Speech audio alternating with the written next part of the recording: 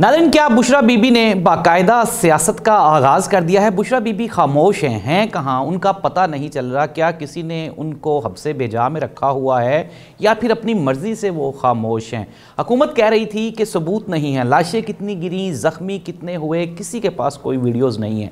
लेकिन international medias, the Guardian, BBC Urdu, Al Jazeera, इन्होंने हुकूमत को ना सिर्फ सबूत फराहम कर दिए हैं बल्कि अब हुकूमत बौखलाहट का शिकार है। नाज़रीन, पाकिस्तान तहरीक इंसाफ ने ऐलान किया है कि वो सानेहा इस्लामाबाद डी चौक की FIR में मोहसिन नकवी, शहबाज शरीफ और IG इस्लामाबाद को नॉमिनेट करने जा रहे हैं। क्या ये FIR दर्ज होगी या नहीं होगी, ये एक सवालिया निशान है।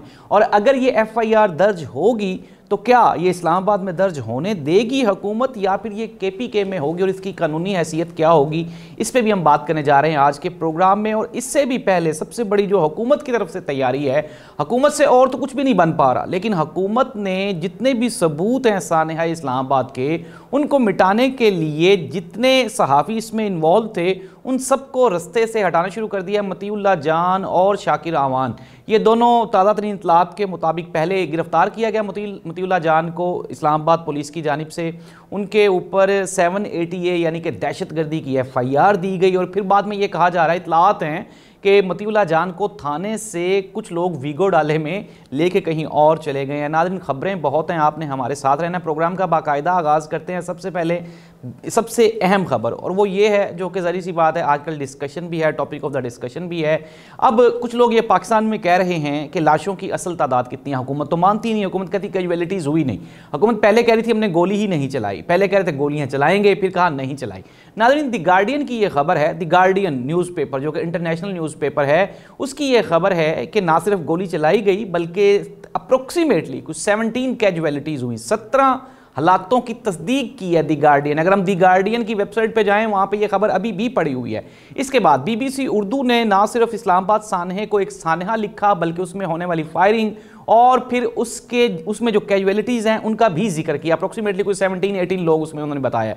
अल जज़ीरा के सहाफ़ी ने ना सिर्फ आंसू गैस शेल्स बल्कि बुलेट्स और वो गोलियां, वो सारा कुछ दिखाई हैं। तो नाज़रीन, ये वो सबूत हैं जो हुकूमत मांग रही थी। हुकूमत कह रही थी वीडियोज़ नहीं है इनके पास। पाकिस्तान तहरीक इंसाफ ने भी ये तैयारी शुरू कर दी है। जाहिर सी बात है, मैंने आपको कल बताया था कि 48 घंटे लगते हैं बंदे को संभलते हुए, क्योंकि इतना बड़ा क्राउड था। अब एक सवालिया निशान है, वहाँ पे लोग अपनी गाड़ियाँ भी छोड़ के आए हैं जो कि अरबों रुपए मालियत की गाड़ियाँ हैं। वहाँ पे लोगों का कीमती सामान भी है और अप्रोक्सीमेटली कोई 1000 के करीब लोग वहाँ पे गिरफ्तार हुए हैं और उनको आज इस्लामाबाद की जो एंटी टेररिस्ट कोर्ट है वहाँ पे उनको पेश भी किया गया और उनका जिस्मानी रिमांड 2 दिन का दे दिया गया है। तो नाज़रीन, ये है हुकूमत की बौखलाहट, इसके अलावा कुछ भी नहीं है। मैंने आपको प्रोग्राम के स्टार्ट में बताया था कि मतीउल्लाह जान के ऊपर जो FIR दी गई वो इंतहाई मुज़ायका खेज़ है। उसमें FIR में ये कहा गया कि मतीउल्लाह जान नशे की हालत में ड्राइव कर रहे थे, फिर जब वो पकड़े गए, अरेस्ट हो गए, तो उनके कब्ज़े से आइस निकली, एक गन निकली। तो नाज़रीन, ये जाहिर सी बात है, अब ये बौखलाहट नहीं तो और क्या है। मतीउल्लाह जान के बारे में कौन नहीं जानता, इस्लामाबाद में बेचारा मारा मारा फिरता है और ना ही कभी नशा करने वालों का वैसे ही आपको अंदाज़ा हो जाता है कि कौन कितने नशे में है और नशा किसको है, ये आप मुझसे भी बेहतर जानते हैं। मतीउल्लाह जान पे FIR होगी। लाहौर से शाकिर आवान जो कि हम न्यूज़ के रिपोर्टर थे, वो पहले उनको नौकरी से निकलवाया पंजाब हुकूमत ने और अब उनको भी गायब करवा दिया। उनकी वालदा ने अपने लापता बेटे की रिकवरी के लिए, बाजियाबी के लिए कोर्ट से रजू कर लिया है। यानी कि शाकिर आवान की जो गुमशुदगी है वो भी एक सवालिया निशान है।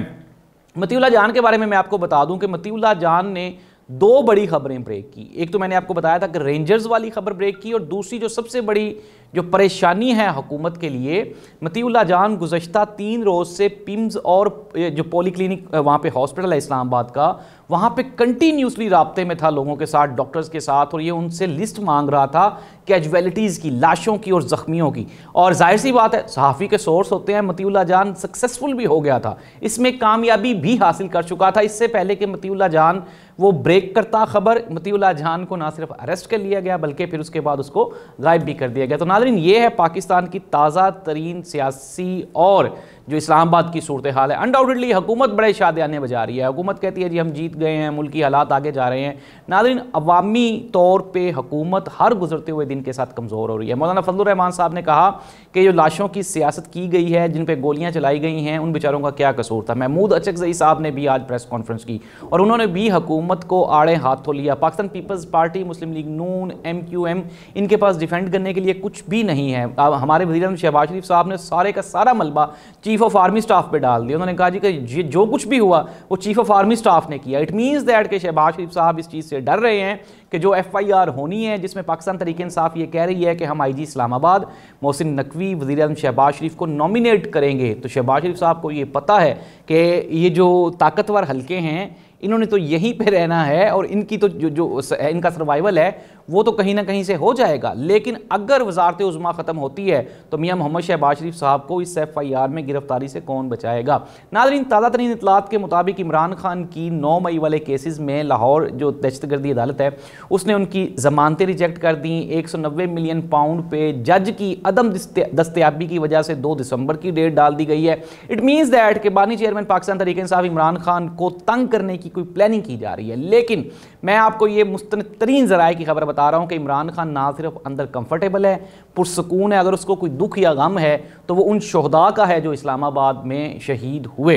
नाज़रीन, सोशल मीडिया पे मुख्तलिफ चीज़ें गर्दिश कर रही हैं, ये सारी चीज़ें सच्ची नहीं हैं लेकिन ये सारी झूठी भी नहीं है। हमारे मेन स्ट्रीम मीडिया पे 90% चीज़ें झूठी दिखाई जा रही हैं, झूठ बोला जा रहा है और उसकी सबसे बड़ी वजह है कि हमारा मेन स्ट्रीम मीडिया जियो, एयरवाइज, समा, दुनिया TV ये सारे के सारे फिक्स हो चुके हैं। सच्ची खबर कोई भी नहीं दिखा रहा। जहाँ पे रिपोर्टर सच बोलने की कोशिश करता है वहाँ पे या तो पॉज ले लिया जाता है या फिर ब्रेक ले ली जाती है। तो नाज़रीन, लेकिन ऑन द अदर हैंड जो मैंने आपको बताया, the Guardian, BBC Urdu, Al Jazeera, ये वो इदारे हैं जिनको दुनिया मानती है और दुनिया फॉलो करती है और ये पाकिस्तान में होने वाले जुल्म और ज़्यादती को बेनकाब कर चुके हैं और पूरी दुनिया को दिखा चुके हैं। इंटरनेशनल कम्युनिटी ने आवाज़ उठाना आहिस्ता आहिस्ता शुरू कर दी है और एक बड़ी खबर है और वो खबर ये है कि मे बी पाकिस्तान की आला शख्सियात पर इंटरनेशनल बैनुल-अक़वामी सफ़री पाबंदियाँ लगाने के भी इम्कानात हैं। अगर ये हो गया तो फिर पाकिस्तान कहाँ पे खड़ा होगा। अगर हमारा वज़ीर-ए-आज़म अमेरिका के दौरे पे जा रहा है और उसके ऊपर सफ़री पाबंदी है तो फिर हम कहाँ पे खड़े होंगे। नाज़रीन, पाकिस्तान के हालात बकौल हुकूमत ये कहती है, ये फरमाती है